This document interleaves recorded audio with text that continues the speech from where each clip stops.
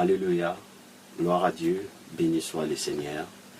Je suis dans la joie d'être parmi vous pour notre 25e jour de notre programme de jeûne et de prière intitulé « Revêtu de la puissance d'en haut ». Pourquoi revêtu de la puissance d'en haut? Le Seigneur a dit à ses très chers disciples qu'ils ne devaient pas entreprendre quoi que ce soit jusqu'à ce qu'ils soient revêtus de la puissance d'en haut. Donc en disant, vous recevez une puissance, le Saint-Esprit survenant sur vous, vous serez mes témoins. Et il en est de même et il en sera de même aussi pour nous, parce que quand le Seigneur, dans le livre de Jean 17, il faisait la prière sacerdotale pour ses disciples qui étaient là, il dit, Père, je prie pour eux et pour tous ceux qui croiront en moi par leur message. Donc aujourd'hui, nous croyons à l'évangile par la propagation qui a été faite par les disciples du Seigneur qui sont allés dans les quatre coins du monde prêcher la parole de Dieu. Et je suis dans la joie d'être parmi vous parce que nous sommes ici dans la présence d'un Dieu qui nous aime, qui est notre Père. Un Dieu qui nous soutient, un Dieu qui nous pardonne. Un Dieu qui a formé de projets de paix. Un Dieu qui a pourvu pour nos besoins. Un Dieu du haut du trône, de son trône. Il n'a pas regardé nos bassesses, il n'a pas regardé nos péchés. Il a envoyé son Fils unique. Il n'en avait qu'un. Il a envoyé et son Fils au milieu de ses contemporains. Il a été abandonné. On a choisi Barabbas. On a choisi Barabbas. On a préféré un brigand. On a préféré un violeur. Mais on a poussé Pilate à ne pas manquer le choix de libérer, à ne pas avoir le choix de libérer le Fils de Dieu, quand bien même que son cœur lui disait, celui-là, il est injuste. Pilate n'avait pas le choix, il a crucifié Jésus-Christ. Voilà, poussé par le chef religieux, poussé par le peuple qui criait, crucifiez-les, il a crucifié le Seigneur. Je bénis Dieu pour la volonté qui était en lui d'aller à la croix pour nous sauver aujourd'hui. Et aujourd'hui, nous pouvons nous approcher de notre Père avec assurance parce que lui, il a agi comme l'agneau sans tache, l'agneau sans volonté, et par l'Esprit éternel, il a offert son sang à la croix. La Bible déclare que par une seule offrande, il a amené à la perfection pour toujours tous ceux qui sont sanctifiés. C'est pour cela que nous sommes ici. Si j'ai la force aujourd'hui de me lever, de parler de lui, parce qu'il m'a prouvé qu'il m'a aimé, il est allé à la croix, il a versé son sang pour moi. Et le troisième jour, il est ressuscité, il est monté au ciel, il prie, il intercède pour nous. Voilà, pour que rien nous manque. Alors ce soir, nous voulons nous approcher de lui encore. Nous voulons être revêtus de sa puissance. Nous voulons être pardonnés par lui. Nous voulons être secourus. Nous voulons être armés. Nous voulons être touchés, transformés, métamorphosés par son esprit. C'est pour cela je vais vous inviter à la prière avant notre moment de partage et notre moment de communion avec le Saint-Esprit. Nous prions. Seigneur notre Dieu, nous bénissons ton nom parce que tu es notre Père. Merci de ce que tu as envoyé ton Fils. La Bible déclare, personne ne connaît le Père, si ce n'est le Fils qui est sorti de son sein, qui l'a fait connaître. Et aujourd'hui, Seigneur Jésus, tu nous as donné une nouvelle relation avec le Créateur, qui est devenu notre Rédempteur, il est notre Père. Et la Bible dit, nous pouvons maintenant nous approcher de lui. Et nous disons, Père éternel, que ton nom soit sanctifié, que ton nom soit séparé avec tous les noms qui sont cités sous le soleil. Que ton nom soit reconnu en tant que saint, car ton nom est favorable, ton nom est secourable, ton nom est élevé au-dessus de tous les noms. Seigneur, quiconque invoque ton nom ne sera jamais confondu, sera sauvé. Et ce soir, nous serons sauvés, pardonnés, restaurés, relevés, guéris, parce que ton nom est saint, ton nom est élevé. Père, merci pour le souffle de vie que tu nous as donné. Merci pour cette opportunité, pour la technologie qui nous a permis de nous connecter. Et quand bien même qu'il y a la distance, Seigneur, nous bénissons ton nom. Car tu as dit dans ta parole, dans les derniers temps, la connaissance va augmenter. Tu n'as pas privé même des païens, tu leur as donné à cause de ta bonté, à cause de ta grâce. À combien plus forte raison, nous qui sommes réunis aujourd'hui pour te demander le revêtement de ton Esprit Saint. Seigneur, donne-nous la plénitude de ton Esprit, car il est écrit dans ta parole, vous recevez une puissance. Le Saint-Esprit survenant sur vous, vous serez mes témoins. Seigneur, nous voulons témoigner ta guérison. Nous voulons témoigner ce que toi tu donnes. Nous voulons voulons témoigner tout ce que Seigneur tu nous donnes, car la Bible déclare, c'est la bénédiction de l'Éternel qui enrichit et ne se suit d'aucun chagrin. C'est pour cela que nous sommes là, Seigneur. Et nous sommes là pas pour quémander, mais nous sommes là pour reconnaître qu'il y a un fait à la croix. Jésus a pris notre place. Et aujourd'hui, le Saint-Esprit nous amène sur le pas de Jésus pour rentrer dans ta promesse. Glorifie ton nom, Seigneur. Seigneur, maintenant que nous voulons nous communier avec toi, nous voulons te demander pardon. Car nous avons vu des choses, nous avons entendu des choses, nous avons fait des choses, nous avons pensé des choses. Et d'autres choses que tu nous as recommandées, nous ne l'avons pas fait. Seigneur, daigne-nous pardonner. Ayez pitié de nous. Souviens-toi de la croix. Souviens-toi de ta bonté, de ta grâce. Et pardonne ton peuple. Nous sommes ton peuple, le troupeau de ton pâturage. Tu es le sujet de notre joie. Tu es le sujet, Seigneur, notre raison d'être. C'est toi l'Éternel, le Dieu d'Abraham, d'Isaac et de Jacob. C'est pour cela, chaque soir, nous sommes devant toi, Seigneur, pour te bénir, pour te lever, pour te célébrer. Car c'est toi seul. Tu es incomparable. Parmi tous les dieux, il n'y a point de Dieu comme toi. Tu es le seul et l'unique Créateur. Tu es notre Rédempteur et tu es notre guide. Seigneur, bénis maintenant ce moment. Pendant que je vais prendre la parole, et c'est là que ça ne soit pas moi qui parle. Parce que si je parle, c'est la mort que ton peuple va recevoir. Mais si c'est ton esprit qui va m'utiliser juste comme un instrument sans volonté, Seigneur, tu auras un peuple parmi tous les gens qui vont se connecter. Car tu toucheras leur cœur. Tu transformeras leur cœur. Tu ôteras le cœur de pierre. Tu donneras le cœur de chair. Tu graveras la parole que toi-même tu leur donneras. Oh Dieu, glorifie ton nom. J'amène maintenant toute pensée captif à l'obéissance à la parole de Christ. Je me lève en vertu de l'œuvre de la croix. Je maudis et détruis tout esprit satanique, toute maladie, tout esprit de folie, tout esprit de compréhension, tout esprit de raisonnement. Seigneur, je détruis cela. Je lis l'homme fort, assigné contre ce programme, assigné contre la vie de mon frère, assigné contre la vie de ma sœur. Au nom puissant de Jésus, je les chasse dans les lézarites. Oh Dieu, lève-toi, que tes ennemis dispersent, qu'ils reculent, qu'ils tombent, qui mange la poussière. Au nom puissant de Jésus, j'élève l'étendard de la croix pendant ces moments de partage. Seigneur, je t'en supplie, nous te supplions, nous te demandons que ce moment soit un moment de résurrection, un moment de guérison, un moment de visitation, un moment de l'atmosphère de gloire. Cher Saint-Esprit, nous voulons ta glorieuse présence dans cet endroit. Nous voulons dire Saint, Saint, Saint et l'Éternel. Toute la terre est pleine de ta gloire. Cet endroit est plein de ta gloire. Même dans les ondes, dans cette connexion, Seigneur, manifeste ta gloire. Ta gloire, Seigneur, au nom de Jésus. Nous te le demandons et nous disons Amen. Gloire à l'Éternel. Nous sommes dans la joie et nous sommes dans la présence de notre Dieu. Vous savez quoi? Jésus a dit à ses très chers disciples, il dit, l'esprit que le monde ne peut recevoir, parce que le monde ne le connaît pas, mais vous, vous le connaissez. Les disciples ne connaissaient pas Jésus seulement de face. Ils connaissaient Jésus de par les enseignements que Jésus donnait.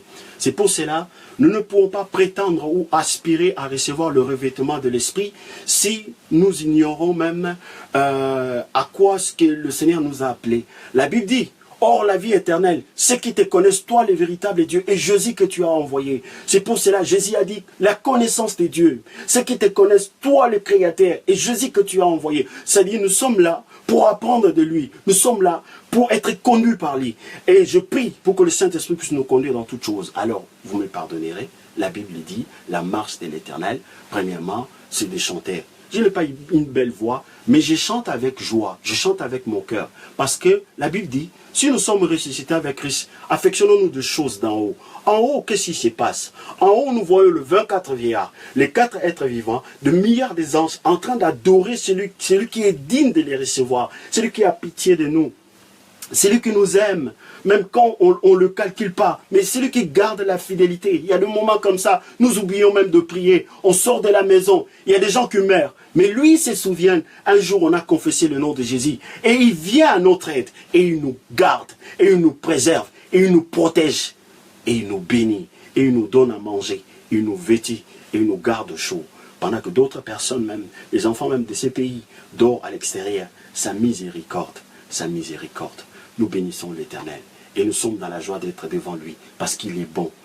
L'apôtre Jean, il dit nous l'aimons parce qu'il nous a aimés le premier. Qui connaît l'amour si ce n'est l'Éternel lui-même? Personne ne peut prétendre de connaître, d'aimer Dieu, mais nous l'aimons parce que lui nous a montré l'amour. Personne ne connaît l'amour si ce n'est Dieu le Père. Alors je bénis le Seigneur et je vais chanter pour Jésus. Oui, je vais chanter. vais chanter pour Jésus, il est le roi. Dans ma vie de tous les jours, il est le roi. La victoire m'appartient. Désormais, avec toi Seigneur, je régnerai à jamais. J'ai confiance le roi de rois, il est le roi. Dans ma vie de tous les jours, il est le roi. Oh, la victoire m'appartient. Désormais, avec toi Seigneur, je régnerai à jamais. Oh, je confesse le roi des rois, il est le roi. Dans ma vie de tous les jours, il est le... Oh, la guérison m'appartient. Désormais, avec toi Seigneur, je régnerai à jamais. Oh, Élie a prié, Élie a prié, Élie a prié. Le feu est descendu, l'homme de Dieu a prié. L'homme de Dieu a prié, l'homme de Dieu a prié aussi. Le feu est descendu, mon frère a prié. Oh, ma sœur a prié, ma sœur a prié aussi. Le feu est... Oh, chante alléluia, alléluia, alléluia, alléluia, alléluia, allez. Oh, Saint-Esprit de Dieu, nous célébrons Jésus. Esprit de Dieu vivant, nous t'accueillons dans cet endroit. Souffle sacré, souffle des vies, souffle sur nous. Oh, dans cet endroit, oh, Manakumisi Yesu, Makondi, Nabakondi, Yali Bakinga, Yakwa Kufela Kinga, Kunande Kulusu, Yesu Abelelaki, Eli, Eli, Lama Sabakatani, Ngai moto babwakaki, Nazanga Katatina, Nanya Kotalanga, Nanya Kobenganga, Nzambe na bolingo aye, alokotinga na fuluwa sukolinga, apakolinga malasi. Oh mon Dieu, Adonai, Elohim, Eli, Eli, Yonde Nzambe na nguya. Oh, chante alléluia, alléluia, alléluia, alléluia. Oh, David a crié, loué soit l'Éternel, il a été délivré de tous ses ennemis. Moi je chante aujourd'hui, alléluia, je suis délivré de tous mes maux.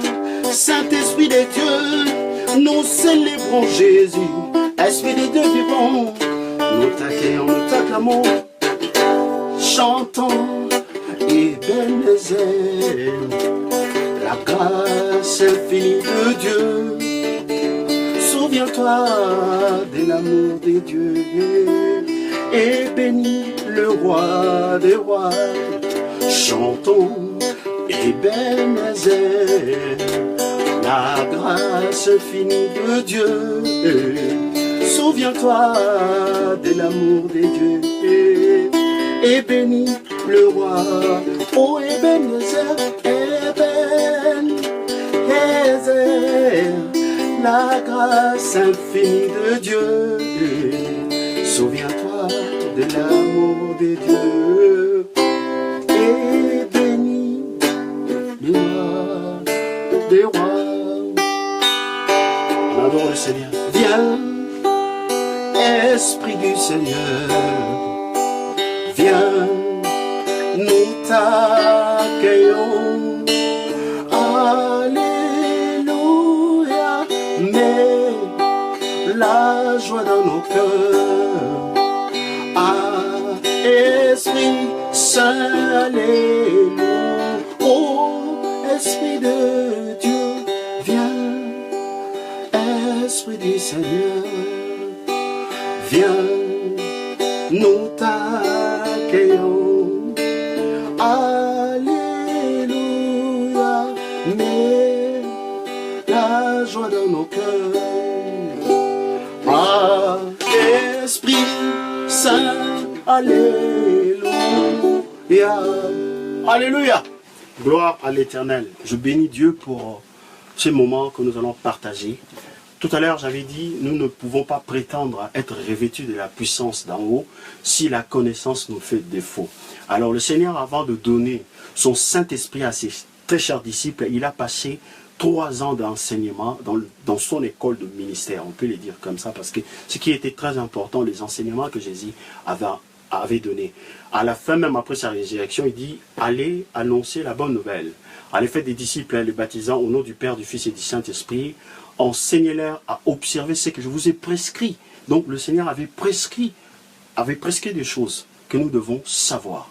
C'est-à-dire, le Seigneur a révélé le Père, il a enseigné l'Ancien Testament, le prophète, il a enseigné toute la parole de Dieu, toute la Torah et le prophète et tout le psaume des cantiques. Il a enseigné, il a passé son temps à enseigner, à mettre en pratique lui-même. Comme j'avais dit hier ici, j'avais dit que toute la prière de Jésus-Christ de Nazareth, vous pouvez le voir, vous pouvez le lire, vous pouvez le passer en peigne fin, à la loupe.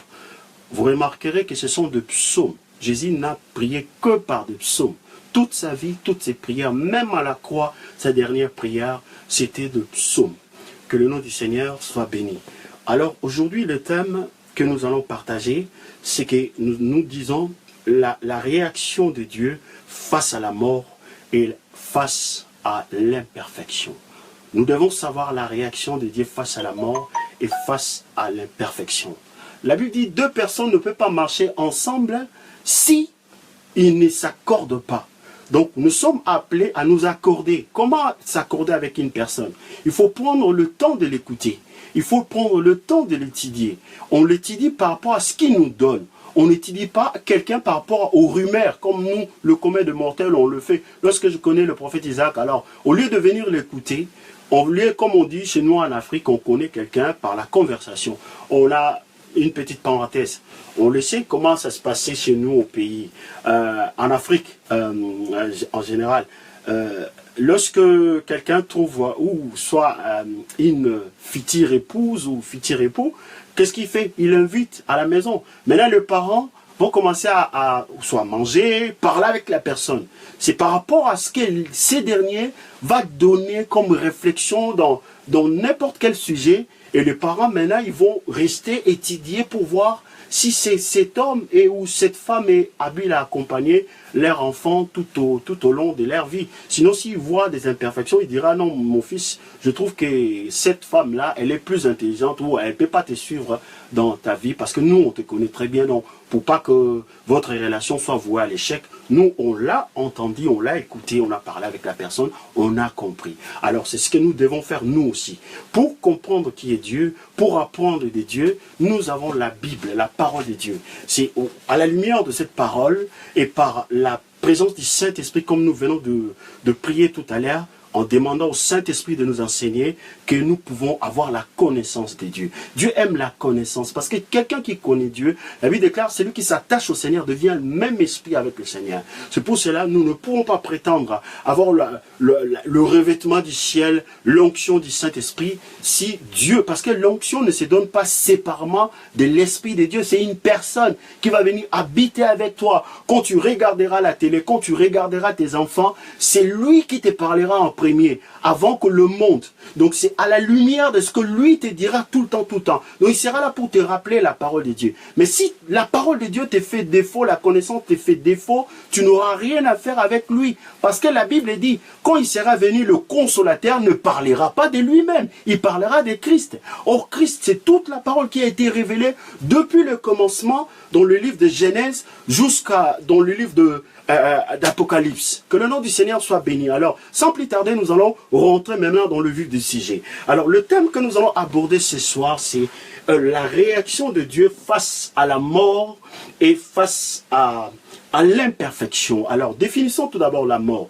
C'est une définition simple. La mort, c'est l'absence de vie. Donc, là où il y a la vie, c'est là où il y a la production.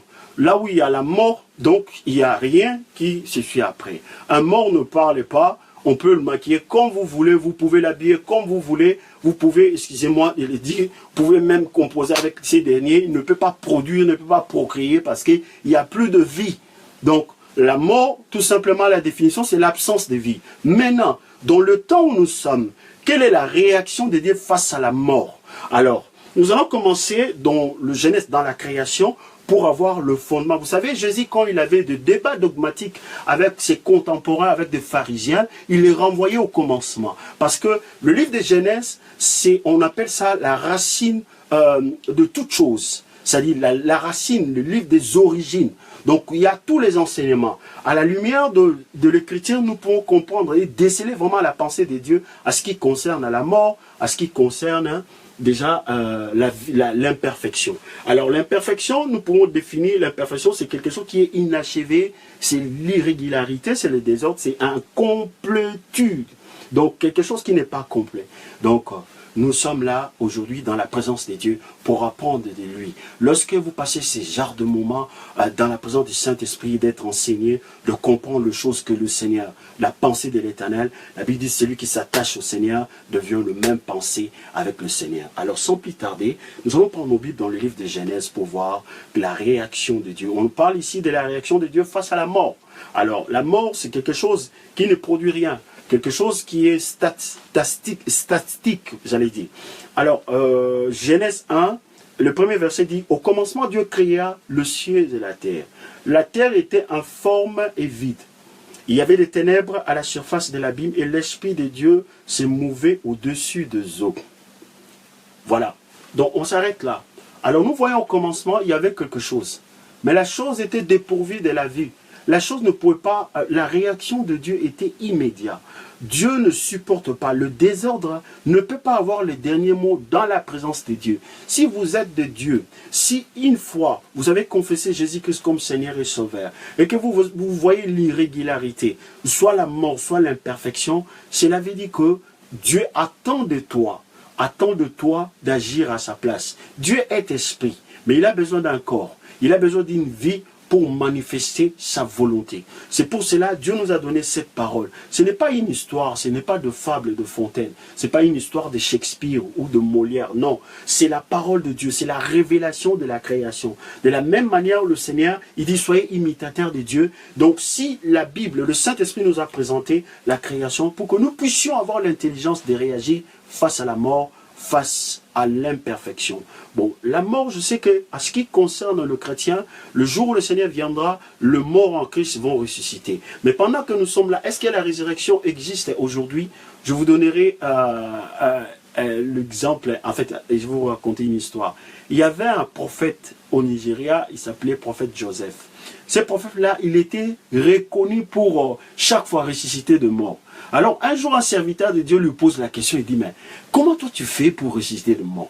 Il dit, j'écoute le Saint-Esprit quand je passe, quand je vois les gens en train de pleurer un mort.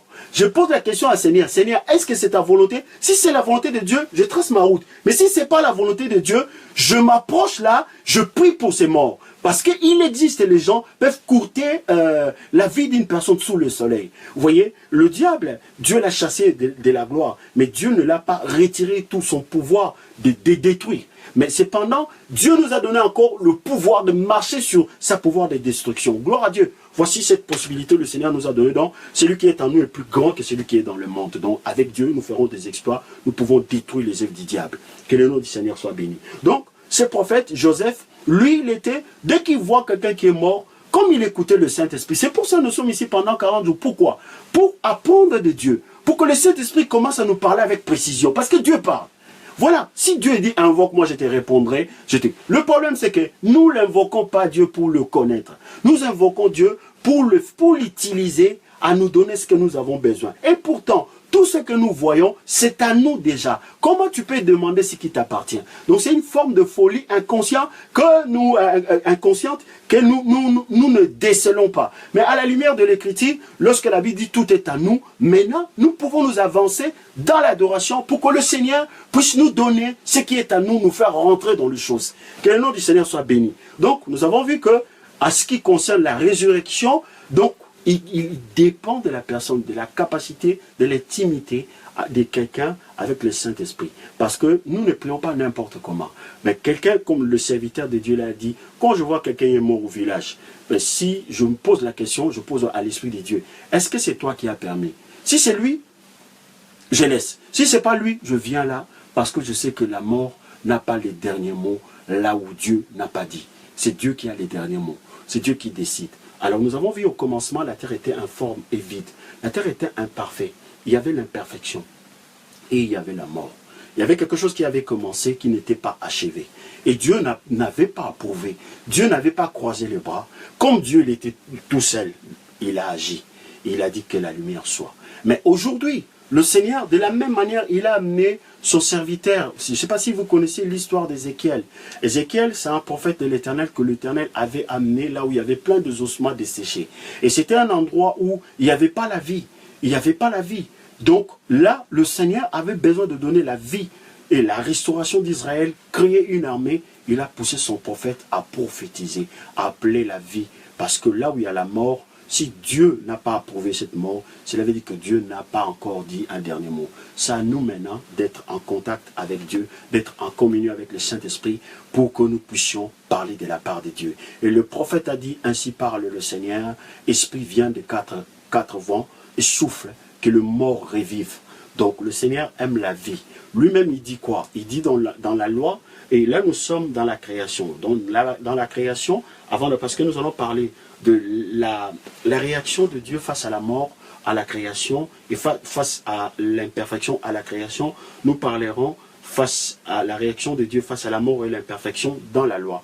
Là, nous sommes tout d'abord dans la création. Dans la création, nous voyons qu'il y avait quelque chose qui n'était pas achevé.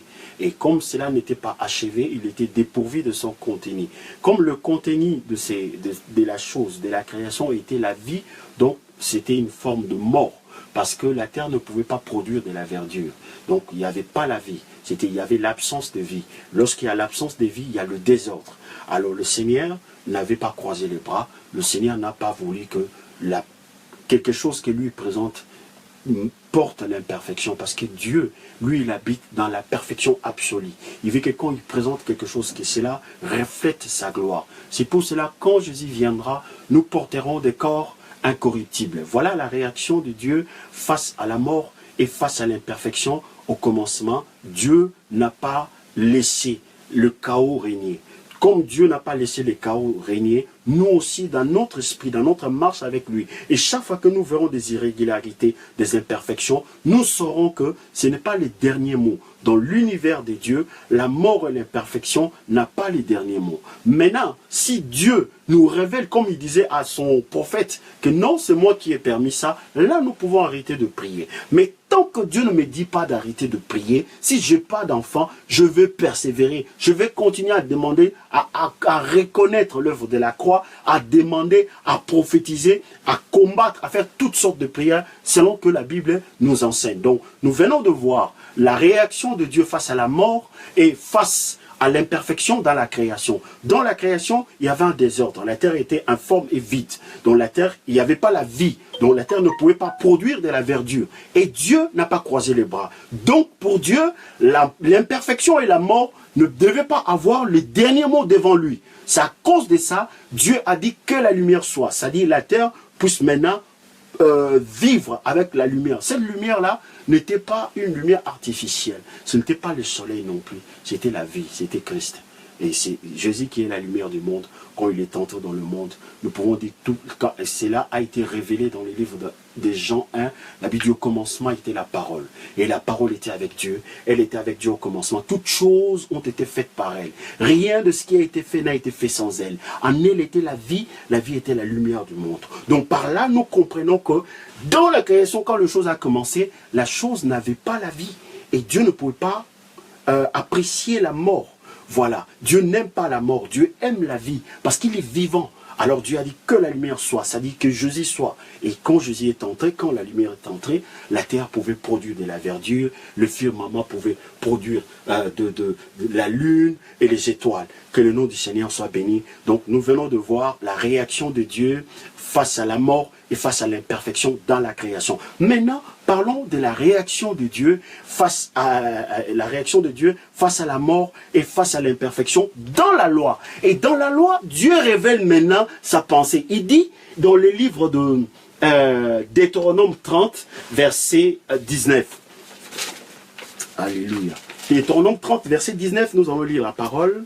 Et nous sommes maintenant dans le deuxième point, nous parlons de la réaction de Dieu face à la mort et l'imperfection dans la loi. Nous sommes dans le livre de Deutéronome 30, verset 19, que nous dit la Bible. La Bible dit, j'en prends aujourd'hui à témoin contre vous, le ciel et la terre. Je mis devant toi la vie ou la mort, la bénédiction et la malédiction. choisis la vie afin que tu vives, toi et ta postérité. Voici le choix de Dieu. Donc le choix de Dieu face à la mort, dans la loi, le Seigneur a révélé sa tendance, il a révélé son choix, il a révélé sa direction, il a révélé sa vision. Il dit, je mets devant toi le bien et le mal, la bénédiction, la malédiction, la vie et la mort. Il dit, moi l'Éternel, je te conseille de choisir la vie afin que tu vives. Donc, cher ami, si tu es devant cette éventualité où il y a l'imperfection, il y a la mort, c'est que Dieu n'a pas dit son dernier mot. Mais si tu es serviteur de l'Éternel, cela veut dire que tu es serviteur de la parole de Dieu, tu vas appeler la vie. Et la vie va rentrer dans la chose. À moins que Dieu vienne t'arrêter, comme tout à l'heure, je donnais l'exemple de ces serviteurs qui ressuscitaient le mort. Il dit, moi je demandais au Saint-Esprit. Quand le Saint-Esprit me disait, oui, c'est moi qui ai permis, c'est son jour, il laissait tranquille. Mais si le Saint-Esprit lui disait, non, c'est entre les mains des hommes, en tout cas, le serviteur devenait encore, le prophète devenait encore très bouillant, et il imposait les mains, et les gens couraient de partout, vous voyez, le mort ressuscité. Jésus n'a pas changé. Ce qu'il a fait au temps de Lazare, il est fait à notre époque. Le problème, c'est que nous sommes omnibilés par la science, par les choses de ce monde, et la parole de Dieu, on l'a mis de côté. On prêche l'expérience, les choses. On parle de l'intimité sans connaissance. Les gens parlent le fait de s'enfermer dans sa chambre comme ça, dit Jésus, Jésus. Non, Jésus ne faisait pas ça. La preuve, il mangeait avec les gens, il était partout, il sortait, il y avait un temps pour toute chose, lui. Il pouvait parler, il pouvait rigoler. Mais le problème, c'est que la connaissance de Dieu, c'est ça qui les guidait. Parce que quand le diable même l'a attaqué, il a dit, il est écrit, il est aussi écrit. Donc, ici, nous sommes en train de traiter la réaction de Dieu face à la mort et face à l'imperfection. Nous avons vu à la création comment Dieu a permis que la mort, la vie puisse rentrer et amener la création à la perfection. Et Dieu n'a pas approuvé toute imperfection. Chaque fois qu'il avait dit qu'il n'est pas bon, Dieu trouvait la solution jusqu'à dire très bon. Et ça, c'était dans la création. Ici, dans la loi, le Seigneur a révélé son choix. Il dit, je mets devant toi la vie ou la mort. Moi, je te conseille de choisir la vie parce que j'aime bien voir les gens vivre. Voilà ce que le Seigneur a révélé dans la loi. Et dans la loi même de Moïse, quand bien même que le Seigneur avait donné le 613 lois qui étaient représentées par les 10 commandements, qui étaient aussi on pouvait l'abréver par les 2 commandements, à savoir l'amour de Dieu et l'amour de son prochain. Et le Seigneur a dit par la bouche de son prophète Moïse que Dieu de vos pères vous suscitera un prophète, vous l'écouterez. Celui qui ne l'écoutera pas sera retranché de son peuple. Donc le Seigneur voyait que la loi ne pouvait pas amener à la perfection. Donc il a préparé son peuple pour qu'il puisse recevoir la vie. Car Jésus, il est la résurrection et la vie. Car c'est lui qui a été promis. C'est de lui que Moïse a parlé. C'est de lui que le Seigneur avait dit que votre Père, les Écritures disent que Dieu vous suscitera un prophète. Oui, c'est lui le véritable prophète qui devait venir. Gloire soit rendue à Dieu de ce que le prophète il est venu, Jésus-Christ de Nazareth, il a donné sa vie. Voilà Dieu qui aime la vie, il nous a donné la vie. La Bible dit, il nous a tellement aimés qu'il nous a donné son Fils, afin que quiconque croit en lui ne périsse moins, mais qu'il ait la vie éternelle. Pas n'importe quelle vie, la vie éternelle. En attendant, malgré cette vie éternelle, nous avons aussi la vie nouvelle. Cette vie nouvelle est conduite par le Saint-Esprit qui produit en nous le fruit de l'Esprit, à savoir la bonté, la joie, la bénité, la patience, la maîtrise de soi, la foi et tout ce qui va avec. Et il produit en nous encore le charisme, encore aussi, j'allais dire, des charismes, le don de l'esprit, le don de parler la langue, le don de prophétie, et gloire à Dieu, que le nom du Seigneur soit beau. Il nous donne encore, en plus de ça, des ministères. Il a appelé les uns le prophète, les apôtres, le pasteur, les évangélistes. Voilà, que le nom du Seigneur soit béni. Alors, le troisième point que nous allons aborder, c'est que dans le prophète, dans la loi, on avait dit que le Seigneur lui-même, il donne sa vision, il donne sa direction. Il dit, je mets devant toi la vie ou la mort. Car c'est Dieu qui l'a, le bien et le mal, c'est Dieu qui l'a mis. C'est pour cela, je conseille toujours aux gens de ne pas se battre avec le mal. Le mal a sa place légale et légitime sous le soleil, car ce n'est pas le diable qui l'a mis, c'est Dieu qui l'a mis. Toi qui aimes te battre avec les autels, chasse les autels, brise les autels qui t'empêchent, mais ne te focalise pas sur ça, parce que Dieu t'a dit de choisir plutôt le bien. rentre dans le bien, rentre dans la louange, rentre dans l'adoration, rentre dans tout ce qui est pieux, tout ce qui est noble, tout ce qui mérite la louange, tout ce qui est honorable, rentre dans ça. Dieu dit, je mets devant toi, c'est moi qui les mets devant toi, mais toi ne viens pas là parce que tu vois le mal, tu te bats maintenant pour essayer de combattre le mal.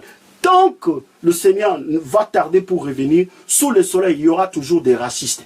Des racistes noirs, des racistes blancs, il y aura toujours des voleurs, il y en aura toujours, jusqu'à ce que le Seigneur vienne. Tant qu'on portera ces corps corruptibles. La Bible même dit pour nous les chrétiens, si nous disons que nous n'avons pas de péché, nous ne marchons pas dans la vérité, nous nous séduisons nous-mêmes. Voilà, parce que nous branchons tantôt d'une manière, tantôt d'une autre. Que le nom du Seigneur soit béni, car le sang de Jésus nous purifie tout le temps, nous purifie à chaque instant lorsque nous nous repentons. Voilà, que le nom du Seigneur soit béni. Alors, nous avons vu dans la loi, le Seigneur nous a montré qu'il a mis devant nous le bien et le mal, la malédiction et la bénédiction. Il nous conseille de choisir le bien, à savoir la vie pour vivre. Donc, si nous voulons vivre sous le soleil là, et ce soir-là, nous devons choisir la vie. Et cette vie est en Jésus-Christ de Nazareth. Que le nom du Seigneur soit béni. Alors, dans le prophète maintenant, dans le prophète, quelle est la réaction de Dieu face à la mort, face à l'imperfection? Là, toujours dans le livre d'Ézéchiel, la Bible dit dans le livre d'Ézéchiel 32, je vais lire le verset, vous allez voir comment le Seigneur réagit. C'est pour cela que je ne prêche pas la loi, pendant que le Seigneur a promis, dans le prophète, le Seigneur a promis le rétablissement. Il a promis la restauration. Et toutes ces choses s'est accomplies en Jésus-Christ. Écoutez ce que le prophète a dit. Il dit ici, c'est pourquoi, je suis dans le livre de Ézéchiel 36 au verset 22. Écoutez très bien, il dit, c'est pourquoi dis à la maison d'Israël. Je vais m'arrêter là, parce que quelqu'un va dire, oh non, tu nous prends quelque chose, ça Dieu a dit ça pour la maison d'Israël. Dans le livre d'Éphésiens, la Bible dit, de deux, c'est-à-dire des Juifs, des circoncis des 8e jours, et nous chrétiens, il en a fait un au sang de la croix. En étant chrétiens, par le sang qui a coulé, nous sommes aussi circoncis, nous sommes aussi maison d'Israël. Oui, c'est la Bible qui le dit. Voilà, donc, je peux lire ici avec confirmation parce que je viens d'expliquer, c'est dans le livre d'Éphésiens, donc je vous donnerai le verset tout à l'heure pour ne pas m'éparpiller, alors je vais lire rapidement.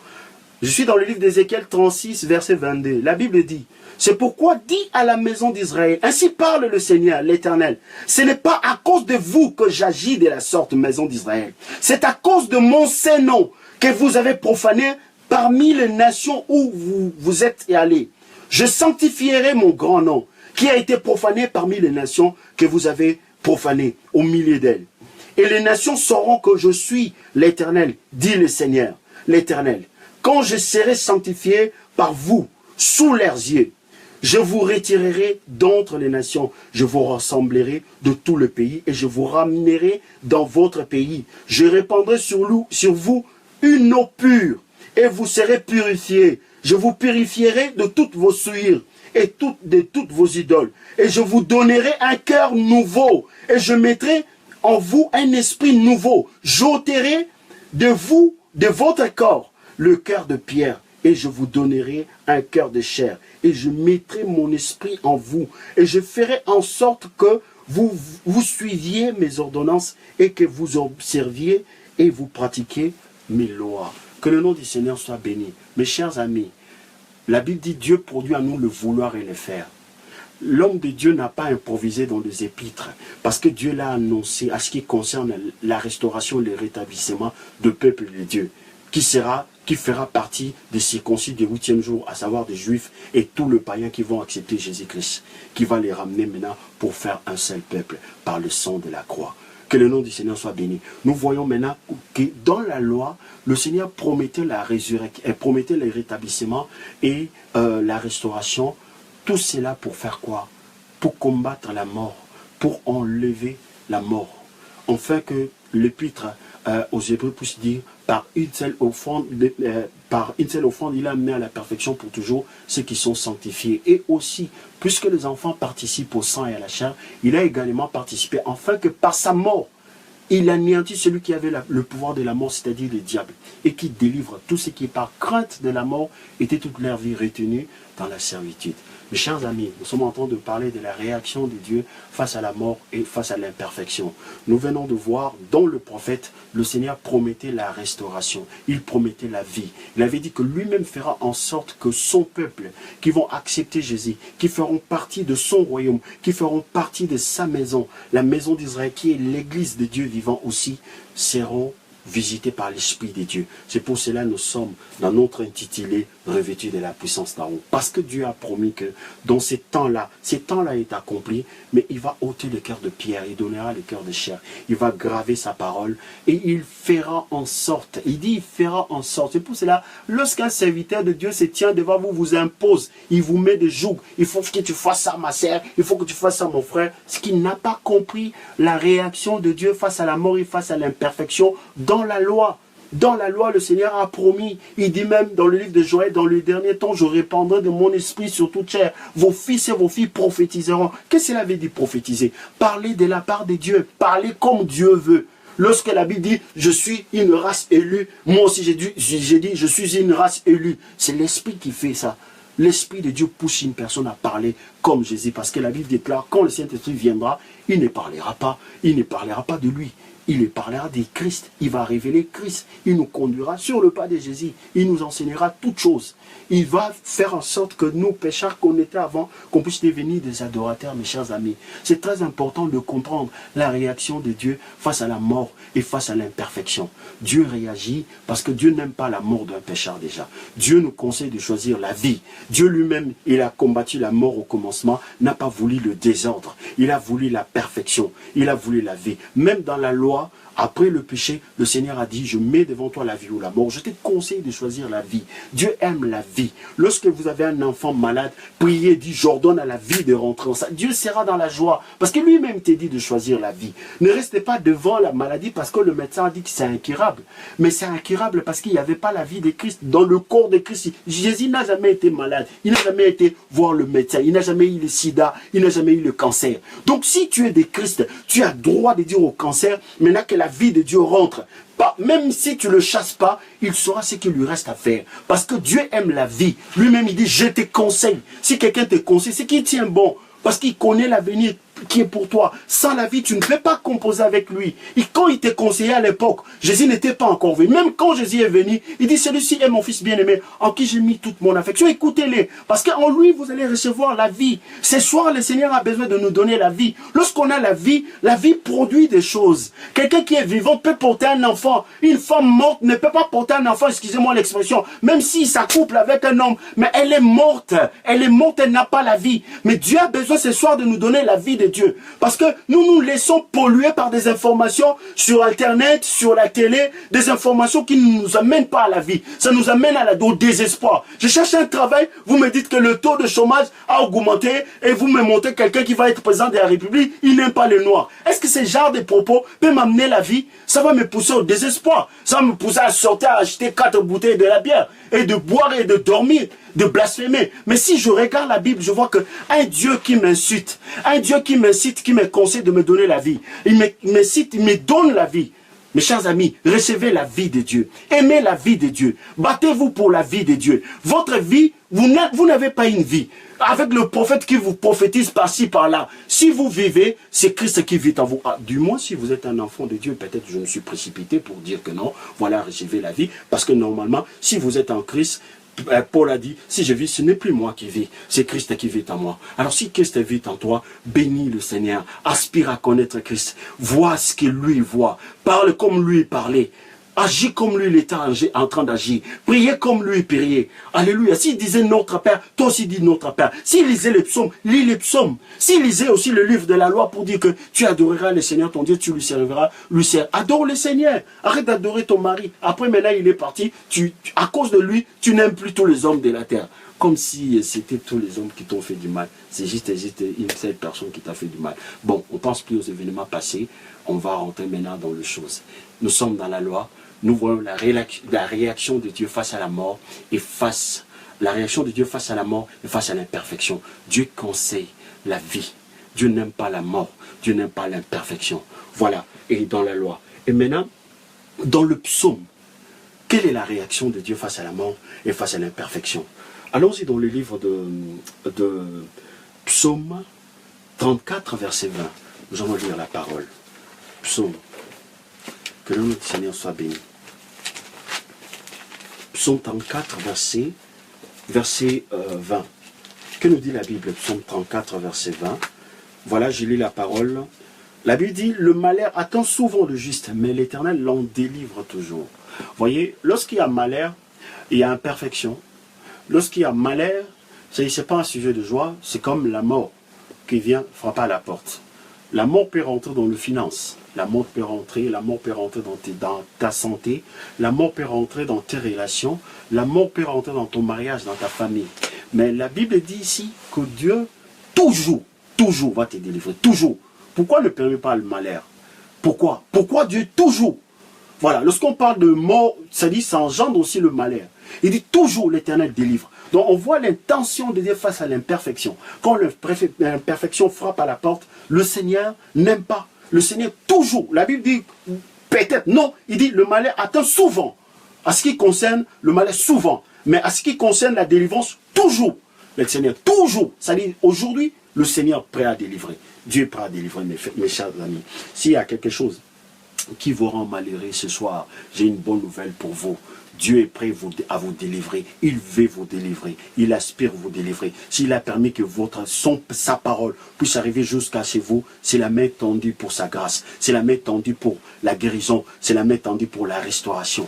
J'ai compris que Dieu ne peut rien faire sans sa parole. La Bible dit au commencement était la parole. Cela veut dire que chaque fois que tu liras la parole de Dieu, chaque fois que tu écouteras quelqu'un parler de la parole de Dieu. Je ne dis pas quelqu'un parler de ta vie. Parce que si quelqu'un parle de ta vie, il est en train de te maudire. Parce que normalement, tu ne devais pas être vivant. Si tu es vivant, dis-moi si tu es un enfant de Dieu. Si tu es vivant, c'est que Jésus qui vit en toi. Alors si Jésus vit en toi, tu seras dans la joie. Tu ne seras pas dans la recherche du bonheur, mais tu seras en train de déclarer, car la Bible dit, c'est en croyant du cœur qu'on parvient à la justice. C'est en confessant de la bouche que nous allons parvenir au salut. Ça veut dire nous allons quitter cet état de mort pour rentrer dans l'état de vie. Tout dépend, la vie ou la mort sont au pouvoir de la langue. Beaucoup de gens, il y a de morts dans leur finance, mais ils ne parlent pas. Leur langage le condamne encore plus.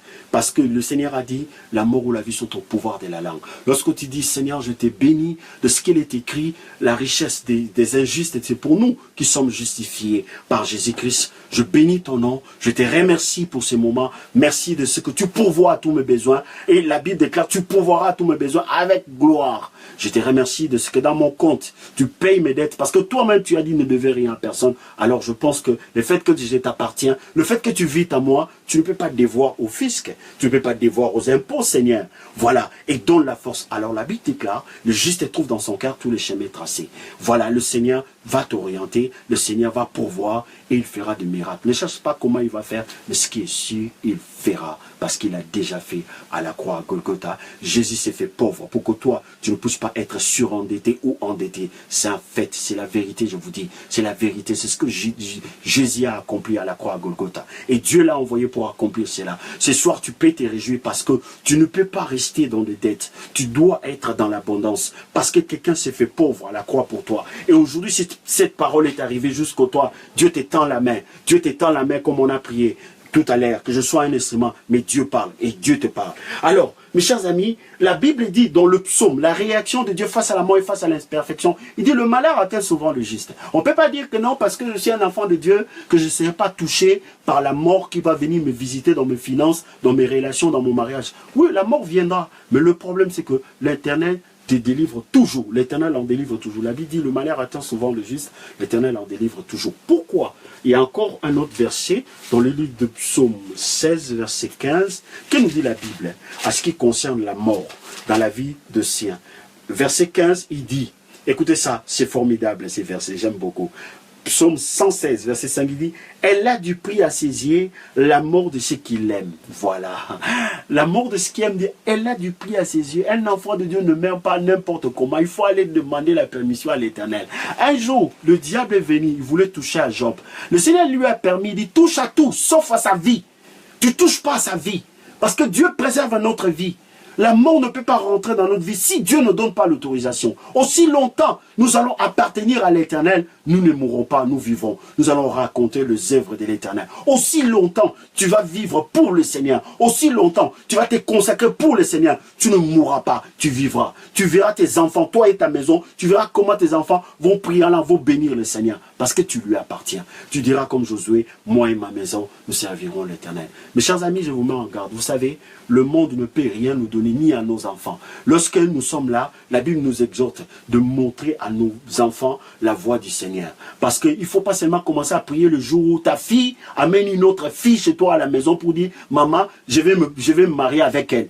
Bon, là, tu commences à voir, oh non, pasteur ici, pasteur par là. Et là, Dieu va t'orienter chez le prophète qui là où tu envoies de Western Union. Je ne suis pas contre, mais j'aime bien les gens qui apprennent la parole. Prenez le temps avec vos enfants. Priez avec le psaume. Demandez la grâce de Dieu sur vos enfants. Pendant que le diable n'a pas encore donné la mort. Pendant qu'il n'est pas encore trop tard. Parce qu'il y a des situations comme ça. Lorsqu'on laisse, et ça va tellement s'empirer. Le jour où le diable va prendre quelqu'un dans le piège, ça sera un peu difficile. Mais dès le bas âge, commence à apprendre les enfants à prier, commence à prier avec la famille. Moi, je vois beaucoup de gens se réunir seulement en famille le jour où il y a quelqu'un qui est mort au village ou quelqu'un qui est mort quelque part. Là, tout le monde se réunit pour manger le beignet, pour envoûter encore la maison, afin de se réunir encore le jour où une autre personne mourra. Mais pourquoi pas un jour dans la semaine, une fois par dans la semaine ou une fois par mois, toute la famille, vous faites prière familiale. Vous priez. Ne serait-ce que 30 minutes, ne serait-ce qu'une heure du temps pour dire Seigneur, voici cette famille, car la Bible déclare, toutes les familles de la terre tirent son origine de l'Éternel. Donc si Dieu t'a donné cette famille, même s'il n'y a pas femme, même s'il n'y a pas père, mais s'il y a deux personnes déjà, c'est une famille. Il faut respecter cette famille parce que Dieu considère cette famille et Dieu a un plan pour cette famille. Donc présentez-vous devant le Seigneur, dites Seigneur, c'est toi qui as donné cette famille, nous sommes maintenant devant toi, c'est toi qui as le projet de cette famille et entre tes mains. Alors nous te confions. C'est une parenthèse que j'ouvre parce que c'est rare de voir aujourd'hui nos maisons consacrées 2 fois, même une fois par mois, même une fois par semaine. Pour le gens, commencez-les. Même le temps, ne vous mettez pas de loi comme ça, donc ça serait chaque soir. Mais commencez naturellement, qu'à un moment donné, vous vous donnez rendez-vous, toute la maison est là, vous priez, vous dites à celui qui vous a donné cette famille, qui vous a donné les enfants, les amis ou l'oncle, non Seigneur, nous sommes ici dans ces pays où tu nous as donné, nous voulons maintenant reconnaître, car la Bible déclare, c'est de toi qui tire, toutes les familles tirent son origine. N'importe quelle famille, l'Éternel le regarde différemment. Voilà, le regarde pas comme le monde. Que vous soyez riche, pauvre, Dieu voit que c'est une famille, restez une famille devant Dieu. Chez Dieu, il n'y a pas famille de Rockefeller, famille d'un tel, famille des émirs, famille je sais pas, de millionnaires. Non, une famille, pour Dieu, c'est une famille. Une personne, c'est une personne. Voilà, que le nom du Seigneur soit béni. Alors la Bible dit, la mort de ce qu'il aime a du prix à saisir. Nous sommes dans le psaume pour voir la réaction de Dieu face à la mort et face à l'imperfection. Donc face à la mort, le Seigneur il dit, la mort de ce qu'il aime a du prix à saisir. Donc cela veut dire qu'il faut que tu rends à l'Éternel ce que Dieu a dépensé pour m'avoir dans sa famille avant de me tuer. Si tu es sorcier, tu vas te fatiguer, tu ne pourras pas me tuer parce que je suis une race élue. Je suis un sacerdoce royal, je suis une nation sainte, un peuple acquis, pas par des choses périssables, l'or et l'argent, non, par les sangs précieux. Donc avant de me tuer, tu vas aller chez Dieu, tu rends le sang de Jésus, après tu peux me tuer. Mais si tu essayes, mais tu ne pourras pas. C'est pareil aussi pour toi. Il faut confesser ces choses, il faut rentrer dans ces choses. Voilà la réaction. Mes chers amis, il y a des thèmes de prédication qui peut paraître, bon, lui il nous parle de la réaction de Dieu face à la mort et face à l'imperfection. Qu'est-ce que nous on va gagner par là? Vous allez gagner la connaissance de Dieu qui va vous pousser entre le mains de Dieu. Vous n'êtes pas créé pour courir derrière le matériel. Non, non, ce n'était pas dans le plan de Dieu. C'est pour cela que Dieu a commencé par le matériel. Il a voulu que le jour où vous allez rentrer dans le monde, vous trouvez tout, vous ne courez pas derrière. Et où est le travail? Et où est la femme? Et où est le mari? Et où est... Mais aujourd'hui, le Seigneur, il a répété la même chose. Il dit, mais premièrement, cherchez le royaume de Dieu. Toutes ces choses, vous ne pouvez pas courir derrière ça. Les choses de ce monde n'est pas fait pour courir derrière ça.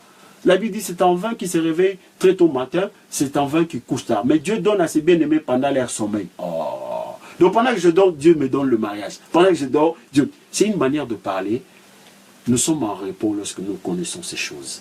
nous avançons avec le Seigneur. Et le Seigneur pourvoit à tous nos besoins. Lorsqu'on dit Dieu pourvoit, il pourvoit vraiment. Il pourvoit vraiment. Ce n'est pas un verset pour décorer, pour faire joli. Non, Dieu pourvoit vraiment. C'est la vérité. Alors, nous allons voir maintenant dans les évangiles. C'est là où nous allons clôturer. Jésus dit à Marie et à Marthe, « Je suis la résurrection et la vie. » Quand Jésus est arrivé, Lazare, il était dans la tombe. Il commençait à se décomposer parce que ça faisait 4 jours que son ami Lazare, il était mort. Mais dans la présence de Dieu, Dieu ne pouvait pas laisser que la mort puisse avoir les derniers mots. La mort n'aura pas les derniers mots. Élève ta main droite. Dis, je déclare sur la base de la parole de Dieu. La mort, l'imperfection n'aura pas les derniers mots. Ni dans ma famille, ni dans la vie de mes enfants. Je les déclare aujourd'hui. Sur la base de cette prédication, la mort n'aura pas les derniers mots. Au nom de Jésus. Amen. Mes chers amis, Jésus est arrivé. Mais les gens pensaient que c'était trop tard. Il nous arrive des fois de regarder l'âge, de regarder l'air, de regarder sa peau, de regarder la manière dont le cheveu commence à partir, de se dire non, c'est trop tard. Il n'est jamais trop tard pour Dieu. Le jour où, comment il s'appelle, Daniel, on l'a arrêté. Je pense qu'il avait des gens qui intercédaient à côté pour lui. Il dit, on va prier, le Seigneur va faire en sorte que quand Daniel va arriver, Dieu va toucher le cœur du roi, on va le libérer. Après, Daniel est arrivé devant le roi a condamné. Il dit, on va continuer la prière, Dieu va envoyer son foudre. Le foudre, pendant qu'on l'amène dans la fosse au lion, le foudre va croiser le militaire qui l'a amené, comme ça notre frère sera libéré. Dieu n'a pas exaucé. Il dit, on va prier avant pour que le soldat qui amène Daniel dans la fosse au lion soit frappé d'aveuglement, en sorte que quand ils vont arriver là-bas, qu'ils ne puissent pas trouver la fosse au lion. Dieu ne les a pas exaucés. Après, on a pris Daniel, on l'a jeté dans la fosse au lion. Wow. Après, ils ont dit, ah, bah, je savais que Dieu n'allait pas exaucer. Les autres, ils ont commencé. Vous savez, c'est comme ça, quand tu n'as pas, les gens commencent à regarder ce que tu as fait dans le passé. Lui aussi, il ne s'est marié pas parce qu'il a. Il avait beaucoup de copines, tu vois. C'est à cause de ça, Dieu est en train de le punir. Lui aussi, elle aussi. Ah, tu vois, elle sait pas mal. Pourquoi? Parce que l'homme, quand il ne peut rien faire, tout ce qu'il peut faire, c'est critiquer. Alors, Daniel, il est resté dans la fosse au lion. Mais Dieu n'était pas venu en retard. Dieu a venu au temps où il pouvait venir. Mais quand il est venu, tout le monde a su que Dieu était venu avec. Il était là. Même le roi qui a condamné Daniel. Même des lions qui avaient l'habitude de manger les gens, ils ont compris que le Créateur était là lui-même. Que le nom du Seigneur soit béni. Dieu ne vient jamais en retard. Et quand Dieu est venu devant la tombe de Lazare, ses sœurs, ils ont dit, ah, si tu étais là, Lazare n'allait pas mourir, maintenant c'est trop tard. C'est toi qui traces le temps. Le maître des temps, des circonstances n'a pas dit, et toi tu dis, ah moi je sais qu'aujourd'hui, moi je ne me marierai pas, parce que ça ne marche pas toujours avec. Tu traces ta vie, c'est toi qui t'es créé, c'est toi qui t'es donné la vie, c'est toi qui as révélé Jésus, c'est toi qui as envoyé Jésus, ou c'est toi qui as fabriqué Jésus. Ou tu penses comme les gens disent, ben, l'homme s'est fabriqué Dieu. Voilà, combien de gens, de savants ont essayé de renverser ces livres, la Bible, ils n'ont pas pu. Il y en a d'autres, un savant qui écrivait des bouquins pour dire que la Bible, c'est un livre que les hommes ont inventé. Un jour, il marchait dans la plage comme ça, il a vu un enfant creuser un trou, et l'enfant, il observait l'enfant de loin. L'enfant allait à la mer, prenait un gobelet, il venait, il remplissait, il allait. Oh, il est resté, il observait, il est allé voir l'enfant, il dit, qu'est-ce que tu fais? Il dit, je vais prendre toute la mer, mettre ça dans ces trous. Il dit, mais c'est impossible. Mais c'est impossible ce que tu es en train de faire. Tu ne réfléchis pas, tu ne vois pas que c'est énorme. Il dit, mais c'est pareil avec ce que toi tu fais. Il dit, mais je fais quoi? Il dit, mais toi tu écris pour essayer de faire comprendre aux gens que Dieu n'existe pas. Un enfant, Dieu a parlé par un enfant. Et cet homme s'est converti, il a donné sa vie à Jésus. Voilà, la Bible est la vérité. Jésus est véritable, il est le véritable, il est vraiment Dieu. Mes chers amis, face à la mort, Jésus est arrivé devant la tombe de Lazare. Jésus n'avait pas pleuré parce que Lazare était mort. Non, Jésus avait dit que Lazare dormait. Il a pleuré parce que ses frères, ils étaient incrédules. Ils n'ont pas cru à la parole de Dieu. Ils ont cru à la parole de Dieu pour un temps, pour le temps à venir. Mais pour le temps présent, ils n'ont pas cru. Ils ont dit que oui, nous savons. Marie a dit, oui, je sais que tu es la résurrection et la vie, mais après. Oui, je sais que le mariage, mais quand on a un certain âge. Oui, je sais que la guérison existe pour certaines maladies, maux de tête, mais pas pour cancer, pour sida là. Wow, attends quand même. voyons, Dieu, c'est pas la guérison, mais ça c'est l'hépatite quand même. Hein. Dieu, j'avais mon de tête à l'église, ça va. Mais hépatite, c'est quand même quelque chose. Voilà quoi. Il ne faut pas exagérer, prophète Isaac. Ça c'est. Non. La Bible dit Dieu nous guérit de toutes nos maladies. De toutes nos maladies. Tout le mot qui existe sous le soleil a trouvé sa solution et sa remède à la croix, à savoir le sang de Jésus, à savoir le métocire de Jésus-Christ de Nazareth. Mes chers amis, la réaction de Dieu face à la mort, c'est la vie. Dieu n'aime pas la mort. Il nous a exhorté que je mets devant toi la vie ou la mort. Je te conseille de choisir la vie. Il dit encore, la vie ou la mort, c'est ton pouvoir de la langue. Qu'est-ce que tu dis qui a fait qu'aujourd'hui, ta vie ressemble à quelque chose qui ne reflète pas Dieu? Comment tu dis? Comment tu penses? Hier, j'avais dit, derrière chaque acte, derrière chaque pensée, derrière chaque acte, derrière chaque parole, il y a une pensée. Derrière chaque pensée, il y a un esprit. Derrière chaque esprit, il y a un royaume. Derrière chaque royaume, il y a un roi. Derrière chaque roi, il y a un trône. Derrière chaque trône, il y a un Dieu.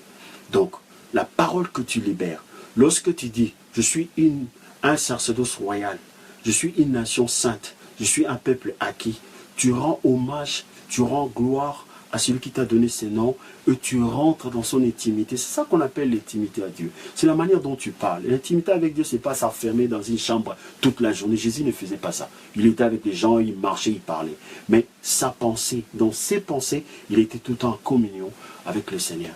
Que le nom du Seigneur soit béni. Donc nous sommes en train de parler de la réaction de Dieu face à la mort et face à l'imperfection. Dieu a toujours eu le dernier mot. Là où il y a le chaos, quand Dieu se nomme, où le nom de Dieu est nommé, le Seigneur permettra que la chose puisse atteindre la perfection. S'il y avait la mort, le Seigneur permettra que la vie puisse triompher. La vie a triomphé ces jours-là, pendant que Lazare il était en train de se décomposer. Quand Jésus s'est présenté, le roi de la vie, il aime la vie. Il a donné la vie à Lazare. Mes chers amis, nous sommes enfants de Dieu. Nous devons comprendre ces choses-là. Dieu ne peut pas nous revêtir de la puissance d'en haut si nous ne savons pas comment il réfléchit. Le jour où l'enfant sera malade, on va essayer de commencer à aller voir tous les démons de la terre, à les accuser. Mais non, nous devons tout simplement prophétiser. Dieu amène son prophète, là où il y avait les ossements desséchés. Il dit, fils de l'homme, qu'est-ce que tu vois? Mais le fils de l'homme qui était prophète de l'Éternel, il dit, je vois les ossements desséchés. Et il confesse. Mais le Seigneur n'a pas besoin de confession négative, il a crié sur lui. Il dit, mais prophétise. Tu ne peux pas confesser la mort. Quand Jésus est entré dans le monde, quand il a vu le voleur Judas, il a dit quoi? Il a dit, Judas, toi tu es voleur, il faut que tu te répandes. Non, il dit, tu es la lumière du monde, vous êtes la lumière, vous êtes le sel de la terre. Pourquoi? Parce que Jésus sait, lorsqu'on allume la lumière, le ténèbre, c'est ce qu'il lui reste à faire. Lorsque nous rentrons chez nous, qu'est-ce qui se passe? Lorsque nous voyons, il fait noir, nous avons l'interpréteur de l'autre côté, on fait quoi? Lorsqu'on touche à l'interpréteur, quelle est la réaction de la lumière? La lumière règne et domine complètement, totalement. Et le ténèbre ne discute pas pour dire, oh non, moi j'étais là toute la journée, pourquoi vous pouvez... Non, il part, il sait ce qu'il lui reste à faire. C'est ce qui... La lumière, c'est Jésus-Christ de Nazareth. La vie, c'est Jésus-Christ de Nazareth. La mort, c'est le diable et toute la désobéissance que nous avons héritée d'Adam. Mais maintenant que nous avons choisi Jésus-Christ de Nazareth, la Bible dit, Dieu nous a tellement aimés, il a envoyé Jésus, afin que nous qui croyons en lui, nous puissions avoir quoi? La vie.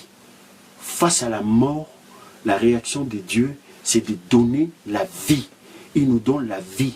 Et la vie, c'est là où nous voyons, il y a la production. Quand il y a la vie, il y a la production, il y a le mouvement. Là, nous pouvons exister maintenant comme des enfants, car la Bible dit, Dieu nous a donné la vie, le mouvement et le être. Voilà, ce message doit être photographié dans notre esprit. Nous devons comprendre que face, alléluia, nous devons comprendre que face à la mort, à l'imperfection, Dieu a les derniers mots. Le dernier mot de Dieu pendant l'imperfection, c'est la perfection. Il dit non, il n'est pas bon que l'homme soit seul. Comme il n'est pas bon, Dieu a agi pour qu'il dise maintenant c'est très bon. Lorsqu'il y a la mort, Dieu se présente, il dit Lazare sort de la tombe. Parce que là où Dieu vit, il y a la vie. Là où il y a des enfants de Dieu, il y a la vie qui amène à l'excellence, la vie qui amène à la production. Attachez-vous à la vie, parce que Jésus est venu pour nous donner la vie. Je prie que la vie rentre partout où il y a la mort dans ta vie, mais la vie de Dieu rentre même dans tes finances. Si Jésus vit, si Jésus règne, la vie rentrera. Et Jésus nous a donné toutes choses. Dieu, la Bible dit, si Dieu n'a pas épargné son propre fils, ne nous donnera pas toutes choses avec lui. Alors son fils a amené quelque chose de clé, quelque chose qui va permettre la multiplication, quelque chose qui va permettre la production, à savoir la vie. Nous avons accepté Jésus pour avoir la vie. La vie, pas n'importe quelle vie. La vie que Dieu donne. La vie qui a été au commencement, lorsqu'on a dit que la lumière soit. La vie qui a commencé à produire de la verdure. La vie qui a ressuscité Lazare. La vie qui a préservé Daniel dans la fosse au lion. La vie qui avait sauvé la femme qui avait la perte de sang. La vie qui a sauvé le 3 Hébreux qui était dans la fournaise ardente. La vie que nous avons besoin ce soir. Mes chers amis, nous sommes devant Dieu ce soir. La Bible dit c'est maintenant les temps favorables. C'est aujourd'hui le jour du salut. Je ne sais pas où le diable a frappé de mort ta vie, mais ce soir, nous allons prier celui qui nous a donné la parole. Il veut glorifier son Saint-Nom. Dans le livre d'Ézéchiel que nous venons de lire, il dit tout le monde saura que moi l'Éternel j'agis. Comment le Seigneur saura que la parole de Dieu est efficace? C'est lorsque nous nous conformons selon la parole. Alors Dieu a parlé. Peut-être dans tes finances, la mort a frappé, la mort avait frappé.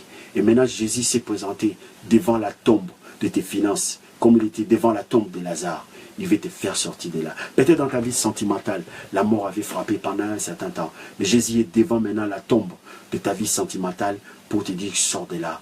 Et tu te marieras, tu auras des enfants. Et on parlera de Dieu. Parce que personne ne croyait quand Jésus était devant là. Mais lui, il croyait que là où il y a la mort, il ne doit pas laisser comme ça. Il faut qu'il donne la vie, afin qu'on parle de lui, afin qu'on le loue. Ce soir, tu t'es connecté, peut-être par hasard, mais Dieu te parle de la vie. La vie va rentrer dans le domaine où tu en as besoin. Alors, je vais prier. Tu vas prendre juste ta main.